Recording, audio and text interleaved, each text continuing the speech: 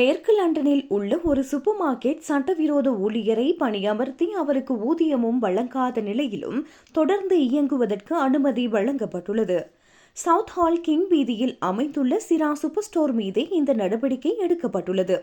2025 ஆண்டு மே மாதம் 9ஆம் திகதி குடிவரவு மற்றும் சபை அதிகாரிகள் இந்த சூப்பர் மார்க்கெட்டில் அதிரடி சோதனை நடத்தினர். இதன்போது சட்டவிரோதமாக வேலை செய்த சந்தேகத்தின் பேரில் 3 பேர் கைது செய்யப்பட்டனர். விசாரணையில் அவர்கள் மூவருக்கும் பிரித்தானியாவில் வேலை செய்ய அனுமதி இல்லை என்பது உறுதியானது. ஒருவர் விசா காலம் முடிந்தும் தங்கியிருந்தவர், மற்ற இருவர் விசா காலம் முடிந்த முன்னாள் மாணவர்கள்.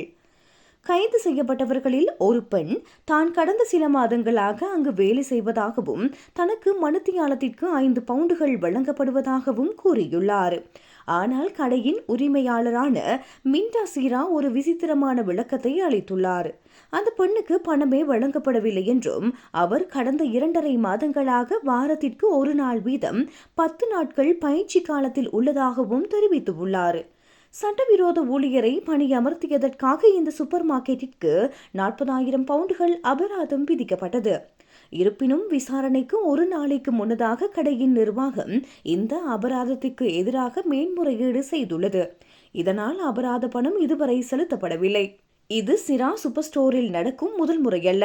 இதற்கு முன்னர் 2017ஆம் ஆண்டும் இருவர் சட்டவிரோத வேலைக்காக கைது செய்யப்பட்டனர். அப்போதும் சிராவே உரிமையாளராக இருந்தார். இருப்பினும் 2020இல் வணிக அமைப்பு மாறியுள்ளதால் பழைய குற்றத்தை இதனோடு சேர்க்கக்கூடாது என்று அவர் வாதிட்டார். இதனை ஏற்றுக்கொண்ட சபை உறுப்பினர்கள் பழைய குற்றத்தை கணக்கில் எடுக்காமல் கடையை தொடர்ந்து நடத்த அனுமதி வழங்கியுள்ளனர்.